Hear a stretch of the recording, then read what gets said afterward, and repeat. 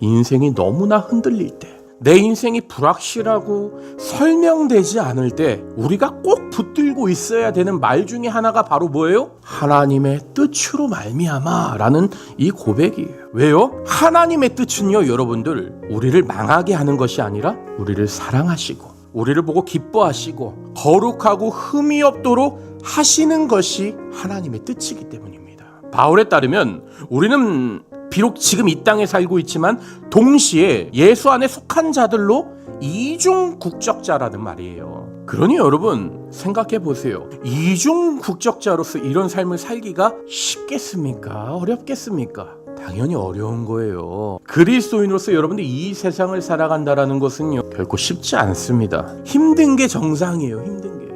바울은 왜 이렇게 찬송을 써내려가기 시작한 걸까요? 어떤 이유에서 갑자기 3절에서부터 찬송을 막 14절까지 써내려간 것일까요?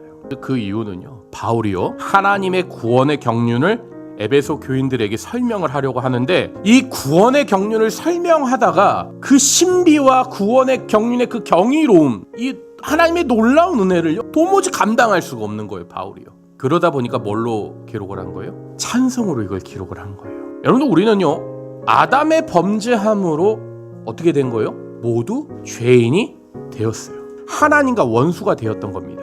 그러니 원수가 되었으니 하나님의 유업을요, 받을 자격이 우리 안에는 없는 거예요. 그러나 하나님은요, 그런 우리를 버리지 아니하시고 하나님의 자녀, 즉 공동 상속자로 세우시기 위해 미리 준비해 두신 계획이 있는데, 그 계획이 바로 십자가라는 거예요. 즉 우리의 모든 상황을 미리 하나님께서 아시고서 이 세상이 지어지기 창세 전부터 미리 하나님께서 준비해 두신 겁니다. 하나님이요, 우리를 선택하신 것은요, 우리가 잘나서 혹은 거룩하고 흠이 없어서 주님의 택함을 받은 게 아니라는 거예요. 오히려 성경은요, 정확히 반대로 말씀합니다. 아무 자격도 없고 합당하지 않는 자들을요, 하나님께서 불러서 은혜를 베푸셨다, 이렇게 기록을 합니다. 그러면 하나님이 왜 아무런 자격도 없는 우리를 부르시고 은혜를 베푸셨을까요? 이것을 풀어나갈 수 있는 방법이 뭐겠습니까? 여러분들, 이것은요, 하나님의 사랑이 아니고선 설명할 길이 없는 거예요. 우리를 너무나 사랑하셨기 때문에 하나님께서 이미 창세 전에 우리를 선택하시고 예정하신 거예요.